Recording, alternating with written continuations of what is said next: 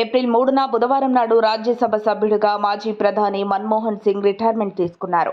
రాజ్యసభలో తన 33 ఏళ్ల పార్లమెంటరీ ఇన్నింగ్స్ను మన్మోహన్ సింగ్ ముగించారు.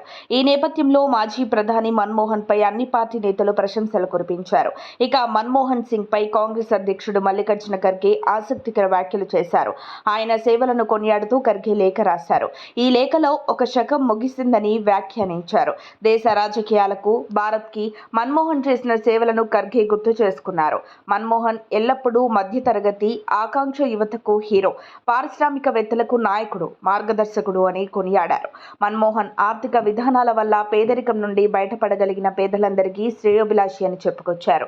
ఉపాధి హామీ పథకంతో మన్మోహన్ సింగ్ గ్రామీణులకు కష్ట సమయాల్లో ఆదాయం తలెత్తుకు బతికే అవకాశం కల్పించారన్నారు. మాజీ ప్రధాని పివి నరసింహారావుతో కలిసి మన్మోహన్ సింగ్ వేసిన ఆర్థిక పునాదుల ఫలాలు నేటి సమాజానికి అందుతున్నాయని తెలిపారు.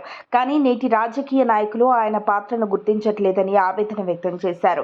ఎవరిని విమర్శలు చేసినా క్షమించగలిగే పెద్ద మనసు ఆయన సొంతమని మన్మోహన్ సింగ్ పై ఖర్గే పొగడ్తలు కురిపించారు.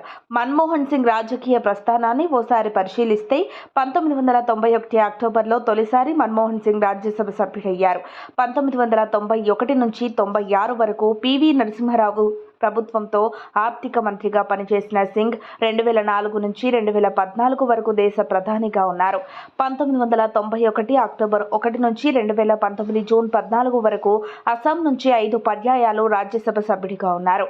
ఆ తర్వాత 2019 ఆగస్టు 20న రాజస్థాన్ నుంచి రాజ్యసభ సభ్యుడిగా ఎన్నికయ్యారు.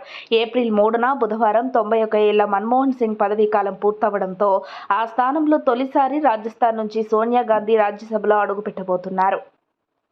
మరిన్ని అప్డేట్స్ కోసం మా కాయ్ టీవీని సబ్స్క్రైబ్ చేసుకోండి.